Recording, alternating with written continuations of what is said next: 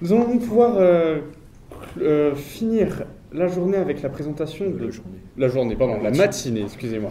Avec la présentation de Paul Hutto, qui va pouvoir présenter devant son fan club, apparemment, la danse au sein de la Reine des Villes, outil d'agentivité pour les Constantinopolitaines, difficile à dire, à la période méso-byzantine. Tu peux te faire Mais peut-être qu'il y a eu des démonstrations, c'est pour ça. Oui. Bah, évidemment, peut-être.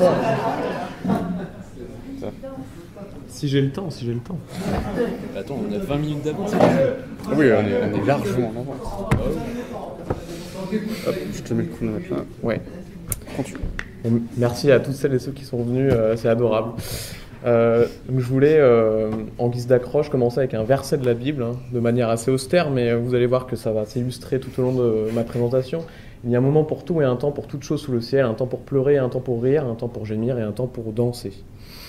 On va voir à quel point à Constantinople c'est le cas, notamment en se rendant compte que la danse s'inscrit dans une sphère d'ambiguïté, de paradoxe à Constantinople, dans un monde de distinction perpétuelle, et aussi dans un monde dans lequel on a trop souvent négligé, d'un point de vue historiographique et historique, aux femmes une certaine forme d'agentivité à notre période. Donc ma période donc méso-byzantine, pour celles et ceux qui ne le sauraient pas, c'est dans mon cas en tout cas de 813 à 1118.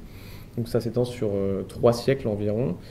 Et donc cette dimension-là, on va essayer de l'étudier au travers de 4 temps. D'abord en définissant très rapidement la danse. Normalement, tout le monde sait ce qu'est la danse, mais ensuite, il va être question aussi de définir la danse à Constantinople, pour ensuite comprendre à quel point elle s'inscrit dans une sphère d'ambiguïté, dans la dimension justement de la perception qu'en ont les contemporains. Et enfin, étudier cet outil d'agentivité que se révèle être la danse à notre période. Bien d'abord, la danse est un ensemble de gestes, donc un mouvement rythmique du corps selon le CNRTL, mais en réalité c'est plutôt dans leur définition du verbe qu'on trouve un réel intérêt, dans la mesure où on induit la notion de pluralité, avec mouvement au pluriel, la notion de rythme aussi. Donc la danse n'est pas un seul geste, mais plusieurs gestes évidemment, chorégraphiés. Elle est aussi un art, et même ceux dès l'Antiquité et ensuite au médiéval, considérés comme un art et un langage. Donc Cassiodore au VIe siècle parle des mains qui parlent, des doigts qui sont langue. Donc voilà pour la danse de manière générale. Et pour la danse à Constantinople, je vais rompre avec tout potentiel suspense dès le départ. Elle est omniprésente et essentielle. Donc dans les rues de Constantinople, dans les cérémonies, dans les églises, on la retrouve très souvent, et dans les sources, c'est notamment le livre des cérémonies qui permet de faire état de cette réalité, dans la mesure où, à beaucoup d'occasions, on la cite. Donc, par exemple, dans le livre 1, tome 2, on dit en dansant l'appellatique, donc l'appellatique qui est le chant des factions, et les factions, pour faire simple, sont ces groupes de supporters de l'hippodrome pour les jeux, justement, les courses de chars. Et donc, dès qu'on chante l'appellatique, on danse en même temps. Donc sans qu'on puisse le préciser à chaque fois dans le livre des cérémonies, a priori, dès qu'il y a un chant, il y a potentiellement une danse. Donc ça montre aussi l'omniprésence de la chose. Durant le banquet d'anniversaire de l'avènement de l'empereur, donc, qui a lieu tous les ans, donc à la date à laquelle l'empereur est arrivé au pouvoir, il y a 2 danses. Donc ça, c'est très clair. Une première danse des bleus et des blancs. Donc c'est des couleurs qui font référence justement à ces factions de l'hippodrome. Donc les bleus et les blancs qui sont le premier groupe, la première faction, on va dire, quand ils dansent. Et la deuxième danse qui a lieu avec les verts et les rouges. Donc avec une alternance selon le protocole. Donc le livre des cérémonies ne va pas très loin dans la description des danses en elles-mêmes. C'est pour ça que si j'ai le temps, je ferai peut-être une démonstration. Mais c'est compliqué en réalité de savoir à quel point on peut danser. Donc, en tout cas, ça on peut le savoir en termes de nombre, en termes de densité, mais pas en termes de forme. Et également, donc, le livre des cérémonies nous précise comme on danse comme on a coutume de le faire après une victoire. Donc à chaque victoire à l'hippodrome, celui qui gagne danse. Donc voilà, a priori en sautant. Le livre des cérémonies le précise. Donc on ne sait pas si on saute en dansant ou si on danse en sautant. Là, c'est difficile à savoir, mais en tout cas on saute. Peut-être de manière ordonnée quand même. Je ne pense pas que ce soit non plus le bazar et la liesse générale. Mais en tout cas, celui qui gagne saute a priori un petit peu. Donc tout ça suit évidemment la loi de la taxis, donc de l'ordonnancement du monde à Constantinople, de l'ordre, donc un mot grec très important pour comprendre cette notion de distinction à notre période. Donc une taxis à la fois aulique, donc relative à la cour, une taxis chorégraphique aussi au sein de la danse, et une taxis urbaine a priori, puisqu'on danse dans les rues également, pas seulement dans les cérémonies et à l'hippodrome. Donc, un autre exemple pour les danses dans les rues, cela dit, donc le 11 mai, on fête la dédicace de Constantin, donc de 330, par des courses durant lesquelles on danse. Et de manière un peu plus informelle, peut-être le 12 mai, donc le lendemain. Donc ça veut dire qu'on a au moins 2 jours dans l'année où on danse un certain nombre de temps. On a la danse de la guilde du textile, au sein de laquelle donc, Michel Psellos, donc un auteur, un polygraphe du XIe siècle, nous raconte que des femmes dansent en rond a priori. L'exemple le plus parlant ici donc, que je vais citer, c'est celui du 9 janvier. Donc, on ne sait pas de quelle année, mais durant le règne de Michel III. Celui-ci a l'honneur est honoré par une danse. A priori, donc, seulement une danse des bleus et des verts, ces factions de l'hippodrome. Mais lui aime tellement la danse, en tout cas c'est la conclusion que j'en tire, qu'il demande une deuxième danse avec les verts et les rouges. Donc il n'en a pas eu assez. Mais après que le préposite en eut fait la remarque à l'empereur, donc le préposite a dû se rendre compte qu'il manquait quelque chose pour que l'empereur soit content le jour de son anniversaire, et bien l'empereur décida qu'elle danserait toutes les factions entières. Donc les 4 factions ont dansé ce jour-ci, le 9 janvier, peut-être toutes les années qui ont suivi ou précédé aussi, on ne le sait pas. Mais voilà. Donc cette appétence, elle est sûrement générale, même si dans le cas de Michel III, qui a été, on va dire, généralement considéré comme un mauvais empereur, notamment parce qu'il faisait partie de ces empereurs hérétiques aux yeux des iconodoules, donc parce que c'était un iconoclaste, et on l'a surnommé l'ivrogne. Donc voilà, ça dit beaucoup de l'homme en question, et en même temps très peu, parce que c'est les sources postérieures. Il n'a pas pu faire grand-chose malheureusement, et même si son règne a été bon, ceux qui l'ont suivi ont considéré qu'il avait été très mauvais parce qu'il n'avait pas une foi droite. Et donc Michel III, on se demande même si lui n'a pas dansé ce jour-là. On ne pourra pas savoir, à la manière un peu de Louis XIV qui dansait, qui était l'un des meilleurs danseurs de son royaume. On ne le sait pas. Malheureusement, je vais poser beaucoup de questions sans pouvoir y répondre. Le roi danse-t-il? Difficile à dire, mais en tout cas dans les sources, on aurait pu l'imaginer, je ne l'ai pas trouvé non plus, mais avec cet empereur un peu grivois, ça n'a pas été décrit non plus. Donc peut-être qu'il n'a quand même pas dansé, et en fait l'empereur se veut être une statue assez hiératique, donc c'est quand même compliqué à imaginer, mais il aimait tellement la danse qu'on ne sait jamais. Sur la nature de la danse, les danses du 12 mai rappellent les cultes dionysiaques anciens, donc de l'Antiquité, les cultes qu'on vouait à Dionysos, où on dansait, donc durant les Brumalies notamment, donc Brumalies qui existent encore à notre période, qui ont été un peu vidés de leur caractère païen, mais qui, par leur nature, leur existence, rappellent en fait cet héritage païen. Donc elle marquait la fin du cycle vinicole durant l'Antiquité. Malheureusement, donc, le livre des cérémonies connaît certaines lacunes, et le livre 2, donc chapitre 18, est totalement presque vidé de sa substance. Donc on ne sait pas comment on dansait pour les Brumalies à notre époque, mais a priori, en fonction de comment on les dansait durant l'Antiquité, on sait que c'était des rondes assez conviviales, où on se tenait vraisemblablement par les poignets, comme durant l'Antiquité.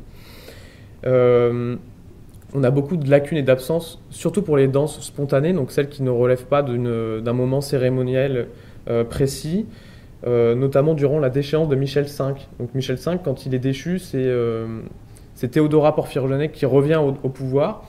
Les gens sont très contents parce qu'elle est une princesse de sang, et Michel V, on en avait un peu marre à Constantinople, et donc les gens dansent de manière spontanée, dans la rue, sans que l'empereur ait demandé à ce qu'on le fasse, sans qu'un officier ait demandé à ce qu'on le fasse, on danse. Parce que le moment semble optimal. Et on se demande même si l'absence de description précise dans le Clétorologon, qui est un autre traité cérémoniel aulique, et le livre des cérémonies, n'est pas rattaché à justement une très bonne connaissance des danses qui évite le fait à les préciser dans leur nature. Donc ça, c'est une question que je me pose. On les connaît tellement bien qu'on ne les précise pas en fait. Alors que les chants, par contre, parfois sur 2 pages, on va les décrire du début à la fin, les danses, non. Donc peut-être car les Constantinopolitains les connaissent très bien. Mais c'est une autre question, évidemment, à laquelle il est difficile de répondre. Et donc, Michel Psellos, c'est dans sa chronographie qu'il raconte la déchéance de Michel V. Donc, les uns présentaient des offrandes à Dieu, les autres acclamaient l'impératrice, et tout le populaire de la ville et du marché constituait des chœurs de danse. Donc voilà, un moment convivial, de joie et d'allégresse. Donc, la danse en ronde, en cercle, est assez omniprésente, comme on le voit, tout au long de l'année à Constantinople, a priori, tout au long de ma période. C'est le caractère giratoire qui les réunit d'un point de vue formel. On le remarque avec une représentation de cette danse giratoire qui en fait met en lumière la suite du franchissement de la mer Rouge par le peuple élu, Donc Moïse, comme vous le savez, je pense que vous en avez entendu parler une ou deux fois, a séparé la mer Rouge, figurez-vous. Et ensuite, cette réussite est célébrée par des danses. Donc surtout des femmes qui sont représentées ici, mais en 1058, donc à notre époque. Et donc là, on l'a avec donc ces femmes d'Israël, et notamment Myriam, dont on reparlera, car elle est très intéressante à notre période. On ressent le besoin de le représenter à notre période. Alors, est-ce qu'on s'appuie sur la Bible directement pour représenter la nature de la danse de ces femmes du peuple élu, ou alors est-ce qu'on s'appuie sur la nature de la danse à notre période par des femmes constantinopolitaines pour représenter les femmes de la Bible?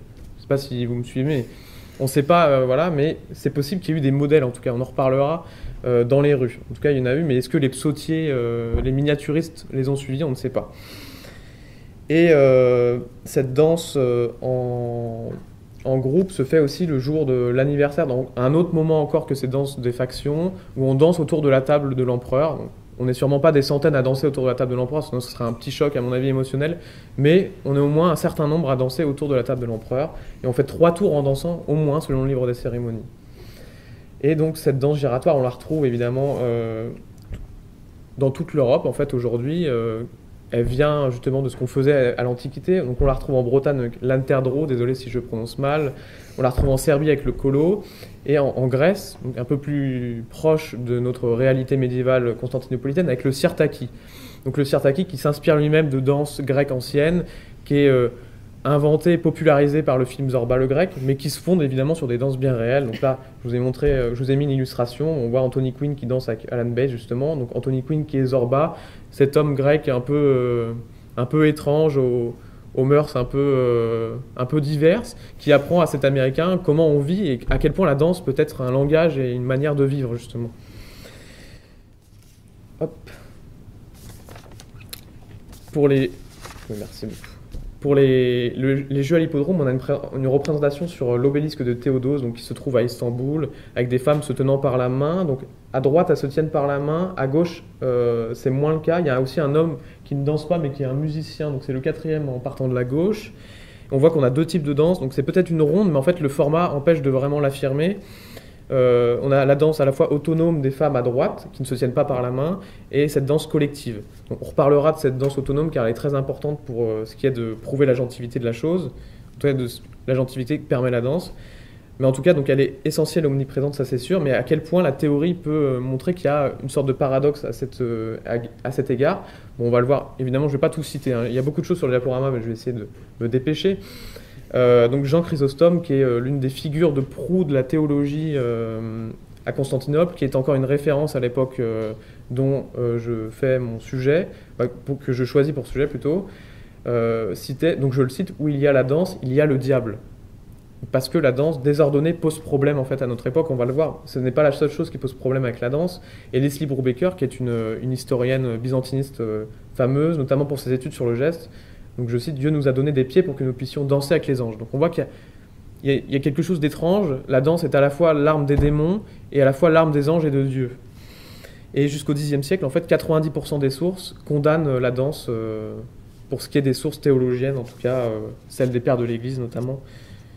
Et ce qu'on condamne, c'est surtout en fait ce vestige du paganisme, justement, ce qui nous rappelle Dionysos et des cultes un peu dénués de toute rectitude morale, et plutôt voués à être des beuveries, des orgies, dans l'idéal, en tout cas dans l'idée collective qu'on peut se faire de l'Antiquité aussi à des périodes postérieures.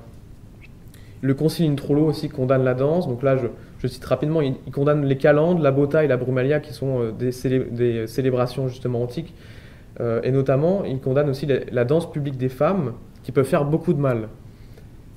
Donc, et les danses de la bota et des brumalia, qui sont des danses données au nom de ces faux dieux. Donc selon le Concile in Trullo, qui a lieu donc en 791, juste avant notre période, et donc qui peuvent faire beaucoup de mal, ces danses des femmes. Alors à quel point, justement, on va le comprendre un peu plus aisément. Mais je reviens aussi sur un exemple connu, donc Moïse, qui à la fois est honoré par la danse de son peuple et aussi qui s'enflamme de colère quand il se rend compte, après avoir pris connaissance des commandements divins, que son peuple s'est mis à danser en attendant, en priant de faux dieux. Là, il s'enflamme de colère. Donc il y a aussi une ambiguïté dans la Bible. Donc, et les psaumes également, donc louer Dieu en son sanctuaire, louer-le par la danse, danser en bonheur dans le livre des cérémonies. Bon, je ne reviens pas sur ces choses-là, mais on a donc de l'ambiguïté à tort et à travers, si vous me permettez l'expression, pour ce qui concerne la danse, en ce qui concerne la danse. Et donc, si on devait établir un constat général, donc d'accord pour la danse, pour ces penseurs, pour ces théologiens, mais il faut qu'il y ait de l'ordre. Il ne faut pas qu'il y ait ce désordre démoniaque qui est justement la porte ouverte à Satan, hein, pour certains, donc cette ataxie justement à la fois morale et chorégraphique qui peut poser problème à Constantinople et qui peut créer du désordre dans les rues de la ville. Et notamment ces danses de factions qui peuvent aussi poser problème. À la suite d'une course, une faction soutient évidemment son candidat, un autre candidat, les gens dansent dans les rues et d'un coup ça démarre en bagarre. Bon, ça peut poser problème parce que c'est la danse qui en est à l'origine. Et la danse peut aussi éclairer le désordre parfois. C'est le cas avec donc un exemple qu'Anne Commen met en lumière dans son Alexiade évidemment, durant lequel des séditieux donc, qui ont voulu danser une danse contraire justement à celle que l'empereur préconise, donc Alexis Commen. Donc des appariteurs dansaient devant eux, on chante justement des refrains, on se moque un peu de ces séditieux, et en dansant en fait on éclaire aussi le désordre. Donc c'est encore une fois quelque chose d'assez ambigu. Michel Psellos décrit l'état aussi des écoles de rhétorique avant qu'il y soit. Donc Michel Psellos, il aime bien se mettre en avant. Donc dès qu'il n'est pas à un endroit, c'est que ça ne va pas. Et lui, avant qu'il soit dans ces écoles rhétoriques, il ait un rôle important. Il, je cite, prétend que c'était des danseurs sans chef de chœur, en fait, tous ces rhéteurs. Et pour Jean Skylitzès, lui, il décrit Théophylact, donc un patriarche du siècle qui le précède. Donc Jean Skylitzès, c'est le XIe siècle. Il décrit Théophylact comme un homme ayant appris à ses proches à danser des danses sataniques en faisant chanter avec des contorsions indécentes les hymnes du matin. Donc là, on est sur presque de l'hérésie, et c'est la danse qui permet d'éclairer cette hérésie, pour Jean Skylitzès évidemment, qui n'aimait pas ce patriarche. Mais donc maintenant, je vais essayer d'aller très vite pour rentrer dans le vif de mon sujet, il me reste peu de temps, pour décrire cet outil d'agentivité qu'est la danse. Donc les femmes ne sont pas exclues de la vie publique à Constantinople à notre période, c'est faux. Donc un article de Leslie Brubaker montre notamment à quel point les femmes peuvent être montrées actives dans les sources et dans l'iconographie. Dans un ivoire du IXe siècle, par exemple, elles sont représentées en action, tandis que l'impératrice est représentée immobile. Dans des représentations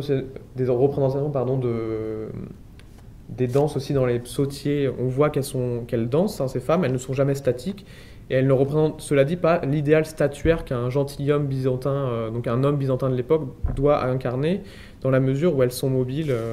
Donc c'est bien ça qui crée le problème, en fait. Elles ne sont pas ces statues hiératiques que l'empereur préconise à ces gentilshommes en termes d'image à véhiculer. Mais cela dit, donc Leslie Brubaker conclut en nous disant « On ne peut pas supposer qu'elles ressemblent aux femmes byzantines réelles, ces femmes qui sont représentées dans les psautiers et dans les miniatures, car Myriam est un exemple de vertu, c'est une prophétesse de la Bible, et en fait, si elle danse, c'est d'une certaine manière pour montrer un modèle qui est irreproduisible. C'est une prophétesse, une femme de vertu, en aucun cas elle danse pour qu'on refasse cette danse-là, car c'est une figure inatteignable en termes de morale et de vertu. Donc elle montre l'exemple, mais il ne faut pas le refaire pour autant. Et la réalité, donc c'est plutôt une danse collective, sûrement quand il y a des femmes, en tout cas une danse collective 100% féminine, universellement féminine, avec sûrement un voile sur la tête et une insertion dans le rituel, donc sans désordre, plutôt qu'une danse individuelle spontanée, comme on peut le voir sur ces deux représentations-là, donc de notre période. J'y reviendrai si vous voulez, si vous avez des questions.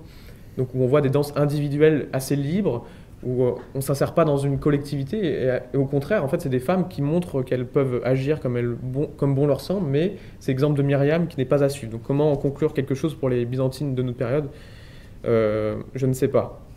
Mais toutefois, donc, cette complexité amène donc une autre historienne, Catherine van der Heide, à considérer que les miniaturistes, en se fondant sur la complexité des mouvements qu'ils représentent sur ces miniatures, ont pu se fonder sur des exemples bien réels de femmes byzantines qu'ils auraient vues dans la rue, justement, qu'ils auraient vues et qu'ils auraient reproduit en se disant « Tiens, ça me rappelle Myriam, par exemple, qui dansait librement, et là, je vois une nouvelle Myriam, cet exemple positif, au travers d'une danse singulière dans les rues de Constantinople. » On le voit également, cette notion d'agentivité avec un autre exemple iconographique, celui de la couronne de Constantin IX monomach, donc sur laquelle on voit donc l'impératrice l'empereur Zoé Porphyrogénète et sa sœur Théodora Porphyrogénète, donc qui forment un trio impérial, pas un troupe non plus, attention, mais un trio impérial parce que les deux sœurs sont légitimes et Constantin IX Monomaque a épousé Zoé Porphyrogénète. Sur cette couronne, on a cette idée de passivité, de rigidité avec le trio impérial qu'on met en perspective avec deux danseuses qui les entourent, qui font une danse avec un voile. Et ce qui est intéressant, c'est que ce voile, il n'est pas sur leur tête, mais il leur sert justement à danser. Donc là, on a une remise en perspective justement de cet enfermement, de cette claustration de la femme à Constantinople, qui passe notamment par le voile en public, car elles utilisent ce même voile pour danser et montrer leur liberté d'agissement au travers de la danse. Et c'est une représentation qui est très rare, cette représentation libre et solitaire de la femme à Constantinople. Notamment Clécoménos, qui est un penseur du XIe siècle, citait, donc je le cite, lorsque tu te rends à l'église, ne fixe pas les beautés féminines, mais les yeux baissés regarde vers l'autel. Il les considère, ces beautés féminines, comme des tentatrices, des villes tentatrices justement, et c'est pour ça qu'on peut mettre en perspective la figure de Myriam avec celle de Salomé aussi, donc qui, pendant la Bible, dans un épisode de la Bible très connu, danse devant Hérode pour le séduire et pour en fait l'inciter à amener la décollation de Jean-Baptiste, qu'elle ne porte pas dans son cœur. Et c'est une danse donc, qui est pernicieuse ici, démoniaque, qui amène la mort d'une figure de proue justement de la Bible, du côté du bien, du côté de Dieu, voilà. Donc on a cette Myriam et cette Salomé, et pour certains penseurs, en fait, on n'a pas de nouvelle Myriam dans les rues de Constantinople à notre période, mais un ensemble de Salomé. Et Zonaras, au XIIe siècle, donc un peu après notre période, considère qu'on pouvait devenir justement de vils pervers à force de regarder des femmes danser. Il y en a d'autres qui ont considéré qu'on pouvait devenir aussi des femmes en tant qu'hommes en regardant des femmes danser, donc, parce que c'était une affaire de femmes pour beaucoup. Je me dépêche pour conclure. Donc on a à la fois cette réification au travers du regard masculin et en même temps un pouvoir sur la gente masculine aussi. On a le regard de l'homme, le male gaze, et en même temps cette agentivité qui rend dangereuses les femmes du point de vue des théologiens. À notre période, sachons aussi que c'est les mères qui sont en charge de l'éducation des enfants.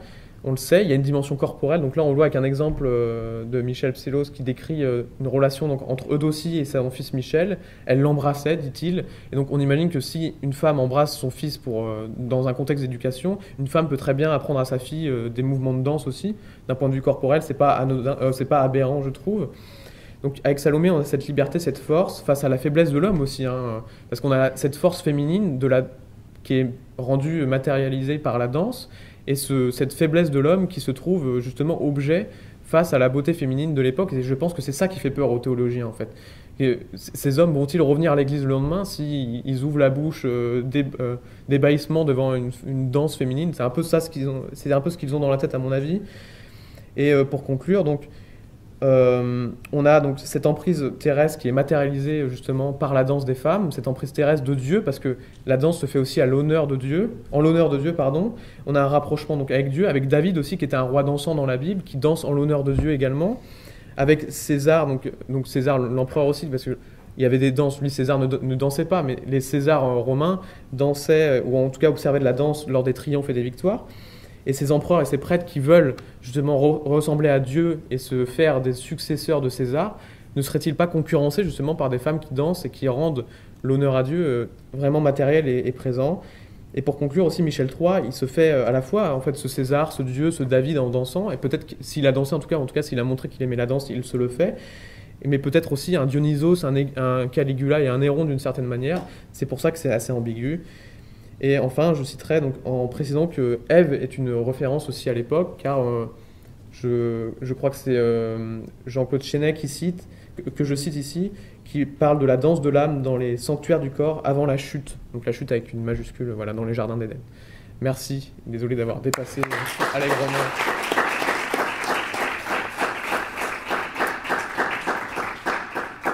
Merci Paul pour ta présentation au rythme endiablé. Une petite danse. Ouais, pas de démonstration du coup. Peut-être une prochaine fois. S'il n'y a pas de questions. Déjà, j'ai proposé à ces messieurs d'ouvrir le bal des questions, sans mauvais jeu de mots. D'ouvrir le bal des questions, alors oui, bien, merci Paul de cette présentation qui évidemment est très riche et qui laisse à penser que vous avez pratiquement déjà une thèse dans la thèse. Enfin, il y a autour de la danse infiniment de questions qui sont ouvertes. Je ferai 3 groupes de questions pour engager le dialogue. Disons, c'est évidemment quelque chose qui peut vous laisser à distance, mais vous engage aussi à questionner votre camarade, y compris en termes de méthode. Alors, moi je le fais en toute innocence, parce que ce sont des sujets que je ne connais pas du tout. Hein. Ce matin, après la mer, la danse, c'est autre chose que je regarde assez loin. Mais pour passer, en fait, d'abord peut-être de la théorie à la pratique, et ensuite pour finir à des réflexions holistiques. Dans la théorie, vous le dites, vous osez même un pourcentage, après tout, 90% de vos sources théologiques sont hostiles à la danse, et même si le christianisme médiéval, pour moi, reste à des égards un mystère, on peut le comprendre lorsque l'on sait ce qu'est le texte. Hein. Vous avez ouvert, par exemple, de l'Ecclésiaste, il n'y a rien de plus beau que l'Ecclésiaste. Ce n'est pas un texte très dansant, c'est magnifique. Non. Donc, cette hostilité, évidemment, elle est là. Et pourtant, vous dites que l'on danse même dans les églises. Alors là, je vous demanderais peut-être de dire ce que l'on sait, ce que l'on connaît des danses qui auraient pu y avoir lieu, et qu'un empereur comme Michel III, qui a été évidemment diffamé par les iconoclastes, même lui, finalement, avait celui de la danse, et aurait peut-être dansé. Donc ça, c'est ces questions, finalement, un peu d'ordre théorique, aussi la survivance, que moi je ne connaissais pas, les Brumalis, que j'imaginais éliminer jusqu'au Concile Nicolas, jusqu'à la fin du 8e siècle. Ça, c'est tout à fait surprenant pour moi. Ensuite, sur la praxis, je pense que vous avez raison. Votre attention aux sources figurées, elle est bienvenue, d'autant plus que là aussi j'en suis assez incapable.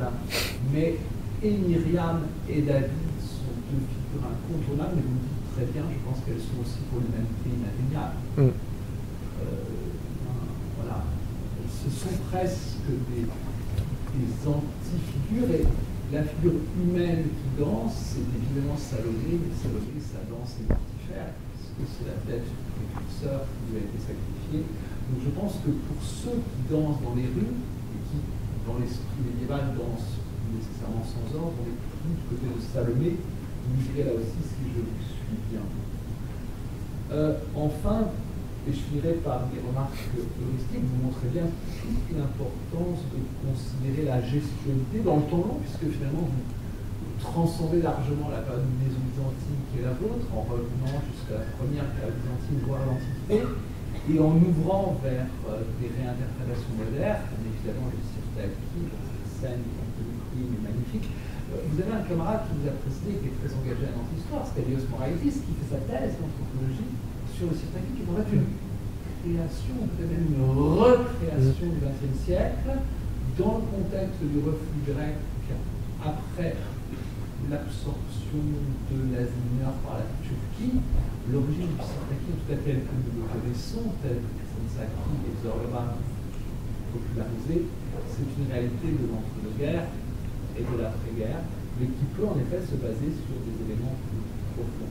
Voilà un petit peu les quelques remarques auxquelles je vous laisse réagir, mais ce fait qu'on ait pu danser dans les églises m'a frappé, et je voudrais en savoir plus, parce que l'orthodoxie est un mystère, mais je vous allez me l'écrire bien entendu. J'espère que tu as pris des notes. Oui, j'espère que j'ai pas oublié une question. Alors, pour les églises, en fait, on n'a pas de source là-dessus, mais on sait qu'avec des chants religieux, il y avait des danses, ou en tout cas des choses qui étaient associées dans les sources, où c'est sous-entendu. Alors, est-ce qu'il y a vraiment une danse dans les églises? C'est compliqué à dire, mais dans la mesure où cette danse ordonnée et ecclésiale peut être une danse justement en l'honneur de Dieu, voire l'est essentiellement dans la tête de, par exemple, un patriarche de Constantinople qui, j'imagine, voit très mal, comme vous le dites, l'emprise de Salomé sur des centaines de Constantinopolitains et Constantinopolitaines qui dansent dans les rues. Mais donc c'est difficile à trancher. On n'a pas, en tout cas moi j'ai pas dans mon corpus quelque chose qui puisse prouver la véracité de la chose, mais je tends quand même à y croire. Peut-être une danse d'au moins un certain clerc, sans que ce soit toute l'assemblée le jour du Seigneur qui danse. Alors d'ailleurs oui, le jour du Seigneur, donc, on est interdit de faire la proskinèse, parce que c'est un honneur qu'on réserve à Dieu le jour du Seigneur et qu'on ne réserve plus à l'empereur justement, parce que là il se verrait le concurrent de Dieu alors qu'il est censé en être le lieutenant. Donc c'est interdit, et la danse également est interdite. Dans le livre des cérémonies, c'est précisé, donc ce qui en fait un honneur, au même titre que la proskinèse, réservé à Dieu, et que j'imagine facilement être pratiqué justement dans une église, au même titre que la proskinèse devant la croix, devant les évangéliaires, devant le Saint Calice et devant d'autres objets rituels et liturgiques. mais c'est difficile de conclure quelque chose, c'est assez compliqué. Vous avez un indice qui est tout à fait intéressant, qui de réintervenir, mais je vous rends la parole immédiatement. Vous avez cette phrase qui est très juste d'un point de vue heuristique, que je voulais souligner pour tous vos camarades. Vous dites que finalement, l'absence du discours n'est pas forcément preuve, parce que vous avez dit ces danses potentiellement, et vous le maintenez à titre d'hypothèse, mais je la trouve extrêmement convaincante et totalement historienne, ces danses, on les connaîtrait tellement bien qu'on ne les préciserait pas. C'est quelque chose, en effet, qui est imparable. On sait bien aujourd'hui que dans ce que l'on écrit, on écrit rarement ce qui est le plus important. Ce sont des choses qu'on connaît bien, on a le mal. Bien sûr. La parole, pardon, mais il fallait insister là-dessus, parce que, en termes méthodologiques, pour vos camarades, c'est très important. Notamment pour votre fan club. Ils sont fans de danse avant tout, j'imagine. J'espère. En fait, j'ai une autre preuve là-dessus, également sur cette absence de référence aux chorégraphies de manière assez détaillée. C'est qu'on a bien quelqu'un qui compose les chants. On a un poète également donc pour les poèmes qu'on clame à l'hippodrome, mais on n'a pas de chorégraphe. Donc, est-ce que c'est parce que c'est inutile ? En fait, c'est une autre preuve sur ce sentier-là, dans la mesure où aucun officier en fait, ne serait utile pour créer des danses, puisqu'on les connaît tellement bien, alors que le chant, peut-être que quelqu'un qui a besoin d'apprendre ce chant-là, il a besoin d'avoir un référent dans la cérémonie, il a besoin d'avoir quelqu'un qui mène justement... Qui de sa voix mène toute la scansion du chant, alors que pour les danses, on a parfois des officiers qui les mènent quand même, sinon je pense que ça peut vite devenir le bazar, hein, quand on a des factions entières qui sont représentées ou qui dansent à un même moment. Mais voilà, difficile à dire. Donc pour ce qui est également, que je me souvienne des questions... La praxis. La praxis, tout à fait. Alors... J'ai oublié, parce que j'avais l'Iconodouli en tête, mais oui, pour Michel III, avant d'oublier également. Donc Michel III, je pense qu'on le fait danser parce que ça nous arrange bien de montrer, en plus de cet aspect ivrogne et porté sur la boisson, cet empereur qui danse alors qu'il ne devrait pas danser. Et en même temps, j'imagine bien un Michel III qui était très honorable auprès de Constantinopolitains peut-être plus populaires, qui aimaient la danse et qui voient leur empereur danser à leur tour. Tandis que peut-être le patriarche le voyait d'un mauvais œil, il y a peut-être des centaines, voire des milliers de Constantinopolitains qui se sont dit que c'était totalement le contraire. Bon, Michel III était quand même un iconoclaste, et en même temps, il arrive à une période où l'iconoclasme, ça fait quelques années qu'il est déjà réinstauré, et lui, en termes de foi, n'a pas eu vraiment à le prouver, en fait, cet iconoclasme. Donc, est-ce qu'on peut vraiment le prouver aussi de manière sincère ? Compliqué. Est-ce qu'il a eu l'impact nécessaire durant sa politique pour faire de l'iconoclasme un passé révolu? Difficile à dire aussi, vu qu'il a eu une mauvaise image. Donc, moi, j'imagine cet empereur, justement, assez populaire, qui dansait, qui buvait peut-être aussi, mais en tout cas, qui dansait volontiers, en fait, justement. Et dans un milieu domestique aussi, peut-être, dans le Grand Palais, on avait peut-être des cérémonies plus informelles, où l'empereur dansait avec, on imagine des eunuques de cour, des femmes aussi, de la cour. C'est difficile à dire. Mais j'ai envie d'y croire, cet empereur qui danse, mais pas dans le mauvais sens. Mais voilà. Et qui se voudrait justement, plutôt que Dionysos, Caligula et Néron, donc Caligula et Néron, qui aimaient justement ces pratiques qu'on a rapportées aussi à l'Orient, hein, et ces pratiques populaires. Néron, on sait qu'il a fait des courses de chars, il valait mieux le laisser gagner dans ces cas-là. Et Caligula aussi aimait la musique, l'art de la danse. Et donc plutôt que se montrer en Caligula et en Néron, moi je crois que Michel III voulait aussi se montrer en David, en Dieu, en lieutenant de Dieu sur terre, plutôt que ces énièmes statues byzantines d'empereurs qui étaient figées durant les cérémonies. Bon, c'est une théorie encore, hein, mais... Donc ça montre aussi une forme d'agentivité pour un empereur Michel III qui a été banni de la glorieuse histoire des empereurs byzantins parce qu'il est iconoclaste. Il n'y a pas eu de damnation de la mémoire, il y a eu en fait une noircification de la mémoire, là. Ce qui est parfois encore pire, hein, parce qu'on préfère parfois peut-être disparaître de l'histoire plutôt qu'être décrit comme un ivrogne, à mon avis. Mais bon, c'est mon avis. Mais voilà. Donc, je ne sais pas si j'ai répondu à toutes vos questions, malheureusement. En grande partie, j'en ai peut-être oublié certains. Je ne sais pas si d'autres gens ont des questions. Alexandre, ouais. D'abord, merci pour ta présentation. J'ai bien aimé le mélange de sources littéraires et iconographiques. Je trouve que ça permet vraiment d'illustrer ce qui peut parfois c'était un peu obscur quand on n'a que des textes. Je voulais revenir un peu sur les danses dans le livre des cérémonies.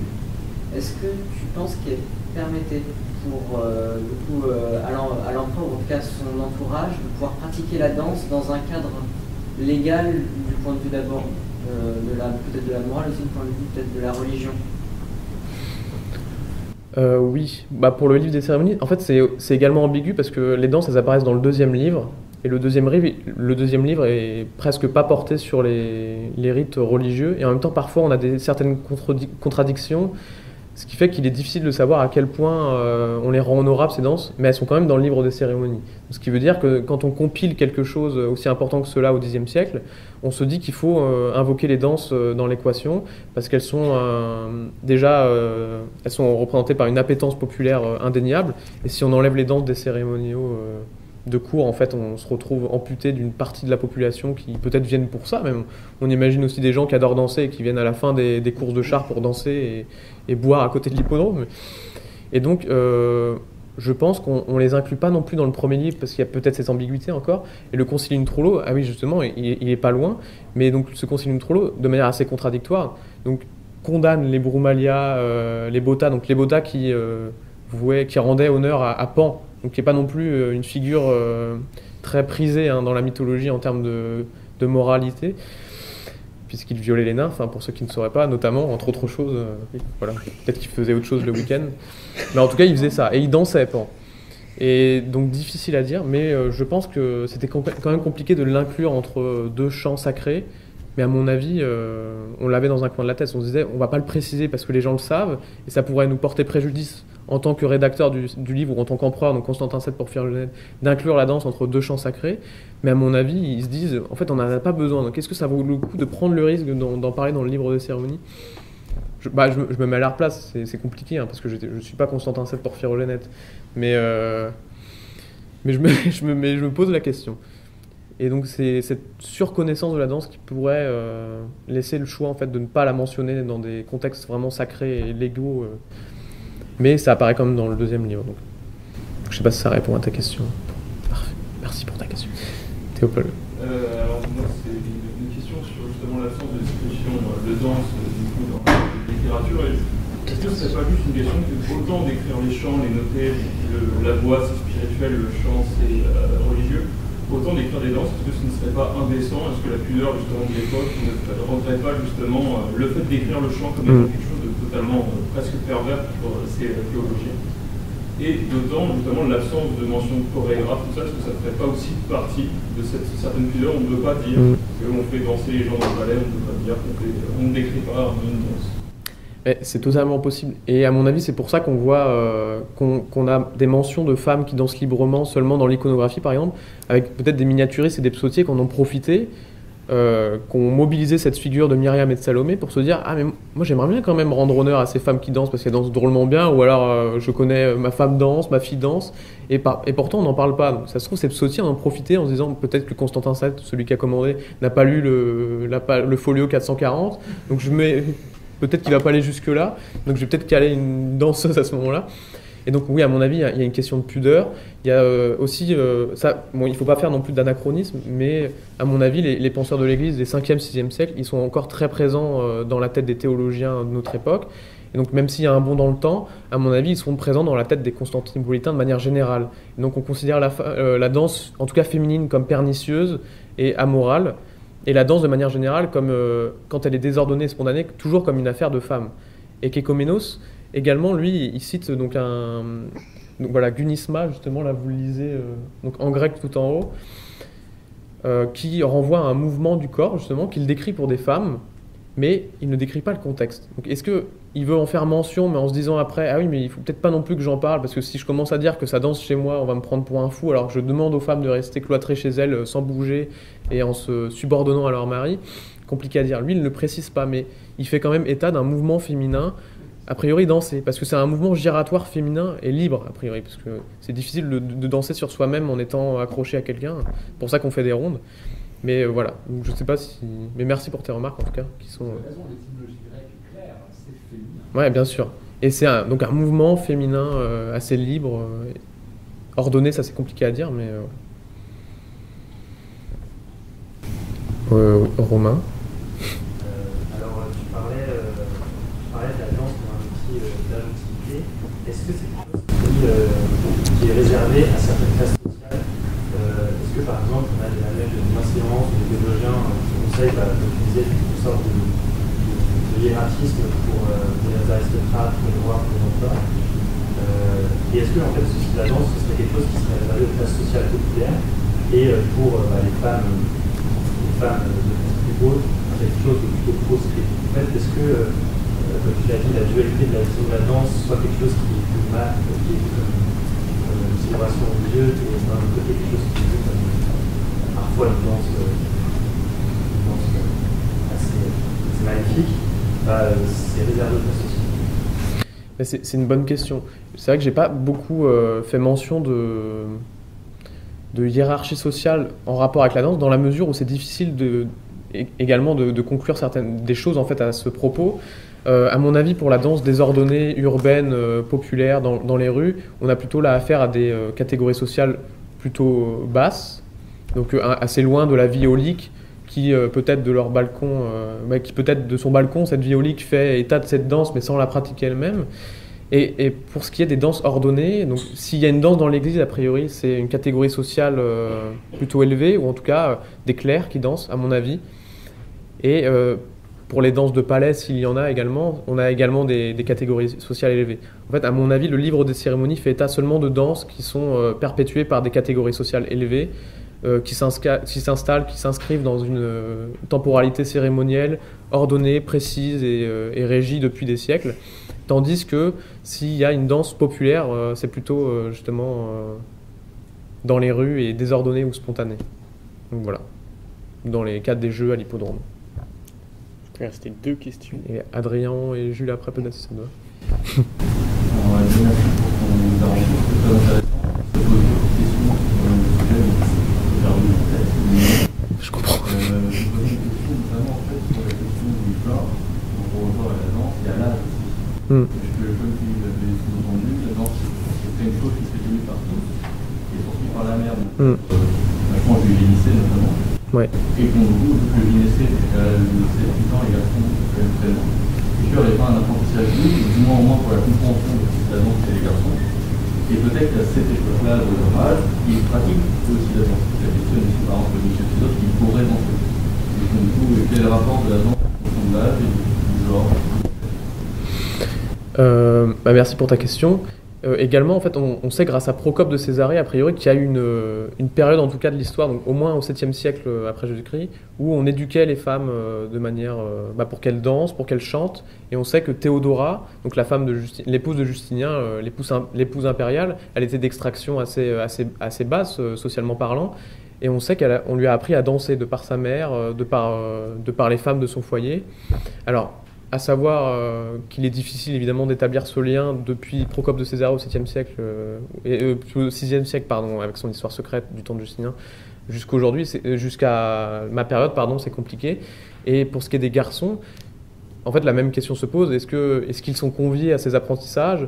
Donc, la mère, a priori, donc, apprend aux garçons et en fait, à leurs enfants de manière générale, sans distinguer le genre, à être donc, un futur constantinopolitain, on va dire, modèle. Mais difficile de savoir si on distingue ces apprentissages dans la temporalité. Est-ce que le matin, ce sont les jeunes filles? Est-ce que l'après-midi, ce sont les jeunes garçons? Est-ce que ça dépend des catégories sociales? C'est difficile.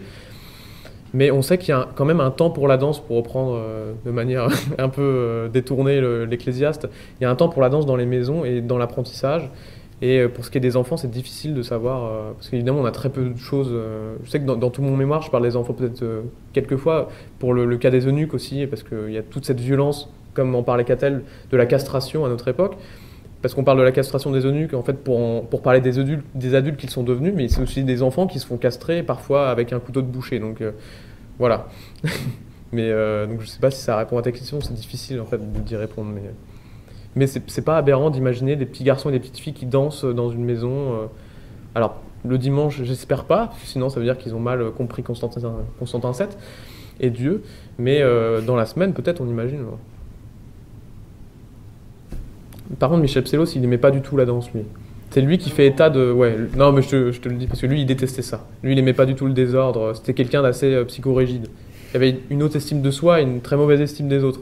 Ça va souvent ensemble, mais voilà. Ouais, non, t'inquiète pas. Ah oui, Michel III, lui, par contre, a priori, peut-être aimait ça. Mais voilà. Jules, il me semble. Moi, ça fait une question, parce que les présentations sont extrêmement riches, c'est T'es gentil. de mettre sur la tête, d'identifier les points que j'aimerais que tu développes. On en parlera plus tard. Mais à un moment donné, par exemple, tu dis, je me demande, tu regardes sur la phrase que tu cites, Dieu met des piliers pour qu'on danse avec les anges.